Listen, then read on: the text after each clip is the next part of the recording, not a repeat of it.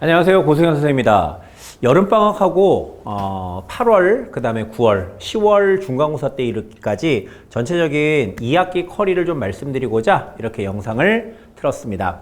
자, 먼저 여름방학 전체적인 커리가 조금은 궁금하실 텐데 문의하시는 분들이 많으셔가지고요. 문학은 우리가 2학년 1학기 내내 문학 공부를 했죠. 그래서 내신을 통해서 참 아이들이 많은 작품을 달아보았는데요. 그런 것들을 갖고 수능에 적용하는, 접목시키는 수능 수업을 지금 진행을 하고 있습니다. 그러니까 뭐 지난 시간 같은 경우에는 현대시를 좀 집중적으로 해서 적용해서 문제 푸는 법을 배웠고요. 그 다음에 소설 읽는 법. 아직도 아이들이 그냥 내신용으로 문학을 다뤄가지고 어디에다가 밑줄을 쳐가면서 정보를 모아야 될지 좀 그 실전적인 어떤 훈련이 덜 돼 있는 친구들이 있어요. 그런 것들을 우리가 1학기 때 배웠었던 내신을 통해서 수능에 접목하는 그런 수업을 진행을 하고 있습니다. 비문학은 굉장히 중요하죠. 왜냐하면은 2학기 때부터 비문학으로 내신을 치르기 때문에 아이들이 조금 읽는 법이라든지 그 다음에 공포스러운 갈래들이 있어요. 뭐 경제 어려워하는 친구들도 있고요. 과학기술 어려워하는 친구들도 있고, 또는 과학기술은 잘하는데 인문, 철학지문을 좀 어려워하는 친구들이 있습니다. 이제 그런 것들에 대해서 지금 막 독해력을 늘리기보다는 많은 그 지문과 문제풀이를 제공하면서 아이들이 좀 익숙해져가는 그런 훈련을 좀 시키고 있습니다. 그러니까 이게 지금 굉장히 중요한 게 문법인데요. 문법이 2학년 때는 주된 커리는 아닙니다. 보인고등학교에서. 자, 그런데 문법 같은 경우에는 아이들이 1학년 때 배웠다 하지만은 많이 까먹었고, 또 수능에서는 특히 비문학을 느리게 읽는 친구들 같은 경우는 여기서 시간 로스를 좀 줄여야 하거든요. 그래서 암기 상태가 단단하게 이루어져 있어야 됩니다. 그래서 이 문법이 지금 보인고등학교에서 남아있는 그 범위가 뭐냐면 이제 문장 쪽이 있어요. 문장 파트가 있는데 뭐 견문장, 혼문장 뭐 이런 파트가 있습니다. 근데 이게 2학년 2학기 때 들어갈지 3학년 1학기 때 들어갈지는 잘은 모르겠으나 저는 계속 반복적으로 문장 연습시키고요. 요 파트를 연습시키고, 그 다음에 의문론과 형태론도 매 시간마다 아주 짧게라도 제가 이제 문제 제공해서 개념 설명하는 것까지 그렇게 이루어지고 있습니다. 중요한 것은 여름방학 때는 이 밸런스를 잘 맞추는 것입니다. 이 밸런스를 잘 맞춰가지고 아이들이 내신을 넘어서 수능을 준비하는 데 크게 어려움이 없게끔 지도를 하도록 하겠습니다. 자, 일정과 중간고사에 대한 컨셉을 좀 말씀드리도록 할게요. 8월 이제 첫 주부터 시작해서 총 5주로 이렇게 진행이 됩니다. 여기서 이게 굉장히 중요한 말씀을 드리고자 하는데요. 8월에 보인고등학교 개학이 8월 18일입니다. 8월 18일인데 아이들이 9월 2일 날 모의고사를 치러요. 그래서 저는 5회의 수업을 8월 달에 진행합니다만은 요때 개강하지 않고 마지막 주 8월 29일, 30일 요 기간에 제가 개강을 할 겁니다. 그러면 요때는 뭐 하느냐? 요때는 모의고사를 보고 아이들이 스스로 분석하는 시간을 1시간 정도 줄 거예요.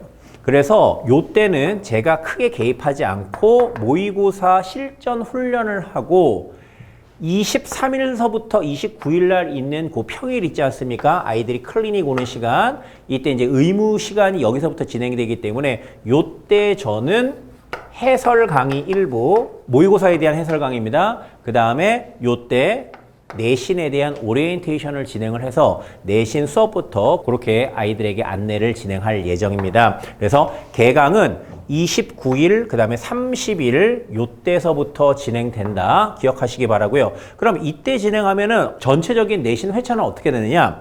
중간고사가 10월 6일입니다. 추석 지나서 10월 6일. 추석 때 빠지지 마십시오. 추석 때 그때가 이제 목요일부터 진행되니까는 목요일, 금요일 가족들 만나시고, 토요일, 일요일 날은 이거 절대로 빠지지 않았으면 좋겠습니다. 이때 빠지게 되면은 중간고사 바로 직전이어가지고 굉장히 어려움이 있습니다. 그래서 이번에 비문학이 쭉 진행이 되기 때문에 결석 없이 쭉 진행을 하고, 어머님들 잘 아시겠지만은 제가 영상 보강을 거의 하지 않습니다. 다 대면 보강을 합니다. 그래서 결석이 거의 없어요. 저희 학생들 중에서. 그래서 기존에 다니는 학생들, 뭐 기존에 했던 것처럼 저한테 잘 협조를 해주셨으면 좋겠고요. 그 다음에 중간에 이제 새로 오는 친구들이 다른 학원에서 그냥 뭐 껄핏하면 이제 결석하는 그런 친구들 들어와가지고서는 어려움을 주는데, 곤란합니다. 그래서 저는 일주일에 2번을 수업을 해요. 주말 수업 1번, 클리닉 때 또 1번. 이렇게 하지 않으면 진도를 끌고 나갈 수가 없습니다. 그런데 잘못 생각하는 친구들이 클리닉에 들어서 클리닉인데 뭐 빠지면 좀 어때? 다른 학원 보건 가면 돼. 절대로 그렇지 않습니다. 그냥 일주일에 2번 수업이라고 생각을 하시면 됩니다. 그렇기 때문에 주말에 3시간짜리 수업 1번, 주중에 2시간짜리 수업 1번 이렇게 좀 강력한 생각을 좀 가져주십사. 이런 부탁의 말씀을 드리도록 하겠습니다. 그래서 총 6회 수업에 더하기 클리닉 빼고입니다. 클리닉까지 하면 12회 수업입니다. 더하기 직보 수업. 그런데 1학기 때와 좀 달라진 게 있습니다. 직보 때 요거는 그동안 무료로 진행을 했는데 직보를 유료로 전환하여서 7회 수업에 해당되는 수강료를 내면 되겠다. 사실은 제가 뭐 대표랍시고 좀 많이 뭐 수업도 막 2번씩 하고 막 애들 장학금도 많이 주고 뭐 그런 그 방법을 좀 썼는데 제가 우리 학원 데스크에서 요거 굉장히 많이 먹었습니다. 돈만 많이 쓰고 돈을 못 벌어온다고. 그래서 뭐 돈 벌라고 하는 개념은 아닙니다만은 뭐 정상적인 금액을 앞으로는 받도록 하겠다. 그래서 직보가 유료로 전환된다는 좀 양해의 말씀을 드리도록 하겠습니다. 제가 굉장히 많이 고민을 했습니다. 컨셉을 조금 달리 가기로 했어요.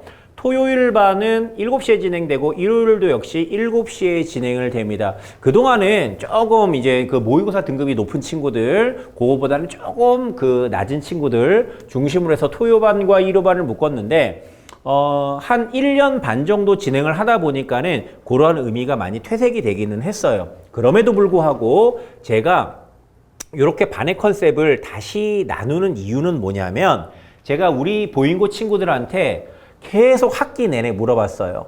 그리고 제가 학생들 성적을 최선을 다해서 많이 받고 있습니다. 그래서 성적표를 보고 내신 성적표 보고 그 다음에 모의고사 성적표 보고 고민에 빠졌는데 제가 아이들한테 솔직하게 물어봤습니다. 얘들아 니네 내신 점수 써서 지금 원하는 대학 갈 수 있다. 손 들어봐. 했더니 요 반은 그래도 꽤 많은 친구들이 손을 들었는데 여기에서는 굉장히 많은 친구들, 거의 대부분의 친구들이에요. 대부분의 친구들이 이제는 정시를 준비할까 봐요. 이런 생각을 했습니다. 정시 준비반이라고 해도 내신을 아예 무시하는 반 절대로 아닙니다. 내신 준비 철저하게 합니다. 다만 이 정시 중심반에서는 이제 비문학이 범위거든요. 그러면 어떤 차이가 있냐면은 1호반은요. 마치 영어 내신처럼 달달달달 외우게 할 거예요. 지문도 외우게 하고 빵꾸 뚫기 문제도 많이 풀게끔 해서 그 지문을 숙지해서 그와 비슷한 유사 문제를 공급을 하면서 아이들의 내신 점수의 고득점을 노릴 겁니다. 거의 비슷합니다. 하지만 정시 중심 반에서 너무 달달달달 외우는 수업을 해버리면은 나는 지금 꼭 1등급을 또는 2등급을 받아야 될 필요가 없는데 왜 이렇게 소모적인 수업을 할까? 아이들이 조금 의문에 고민에 좀 빠지기도 해요. 그래서 정시 중심 반에서는 같은 범위에 해당되는 내용을 다루기는 하지만 현장에서 직접 풀어보면서 저와 함께 어떻게 풀어낼 것인가, 어떻게 읽어갈 것이고 이 내용 어떤 식으로 풀어야 될 것인가, 이 방법적인 부분에 대해서 고민을 좀 많이 할 거예요. 그러다 보면 1호반보다 토요반에서 소화할 수 있는 범위의 양 자체가 조금 적을 수 있겠지요. 이 부분은 우리가 1학기 때, 2학년 1학기 때 문학을 다뤘었던 것처럼 최선을 다해서 최대한 많이 범위를 끝내도록 할 겁니다. 1학기 때처럼 문학 작품을 사실은 A부터 Z까지 범위를 다 소화한 강사는 아마 보인고 담당 강사 중에선 제가 유일할 겁니다. 다른 선생님들은 시간이 안 되기 때문에 다 학교에서 한 범위 정도는 나가고 나머지 것들은 다 유인물로 대체하거나 다른 교재로 대체를 했거든요. 저는 싹 다 강의를 통해서 아이들과 같이 고민을 했다는 말이에요. 그래서 1호반은 최선을 다해서 그렇게 범위를 마치도록 할 것이고 토요반 같은 경우에는 1호반만큼 그 양은, 그 범위의 양은 우리가 소화할 수 있는 것은 조금 좁기는 하지만은 요 부분은 토요반에서 정시 중심반 안에서는 수능적인 어떤 그 방법의 문제 풀이에 지문을 읽는 그런 방법적인 부분을 조금 더 공략을 할 것이다. 그런 차이가 있습니다. 그래서 토요반과 일요반에서 현재 토요반에 있다. 그냥 대부분 그냥 토요반 다니시면 됩니다. 1호반 다닌다. 1호반 다니시면 됩니다. 그런데 토요반에 있는데 나는 지금 내신 한 점 한 점이 진짜 중요해. 하게 되면은 요때로 시간을 이동하셔도 좋겠다. 자, 여기서 오해가 하나가 있죠. 이렇게 하다 보면은 이 토요반 다니는 친구들 같은 경우에는 클리닉 때 안 와도 되는 것 아닌가? 절대 그렇지 않습니다.